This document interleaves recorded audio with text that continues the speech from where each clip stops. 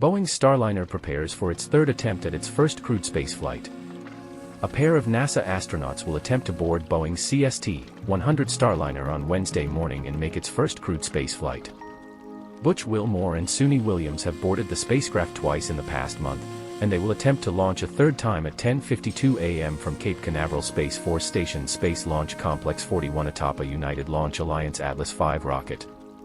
The Space Launch Delta 45 Weather Squadron forecasts a 90% chance of favorable conditions. Saturday's most recent attempt scrubbed within 4 minutes of liftoff due to an issue with ULA's launch pad computer system.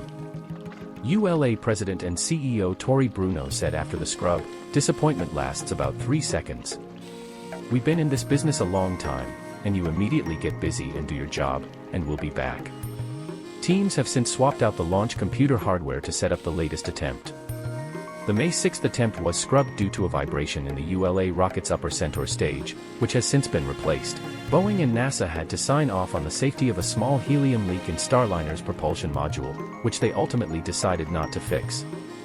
If the astronauts manage to lift off, they will spend just over 24 hours en route to the International Space Station, where they will spend about 8 days on board before returning to Earth for a landing in the southwestern U.S. desert.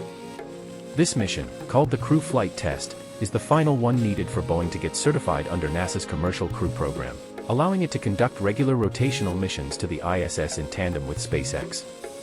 Wilmore and Williams will spend their time testing manual control overrides among other aspects of the mostly automated spacecraft as they travel to and from the ISS. This flight comes just over 4 years after SpaceX's Crew Dragon spacecraft made its first crewed flight to the ISS and has since carried 50 people to space in 13 missions.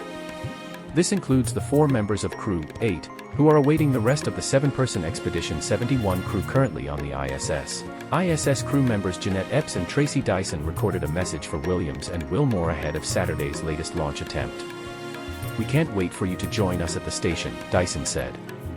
"We'll be watching every move of your journey and waiting to open the hatch and welcome you to your home away from home.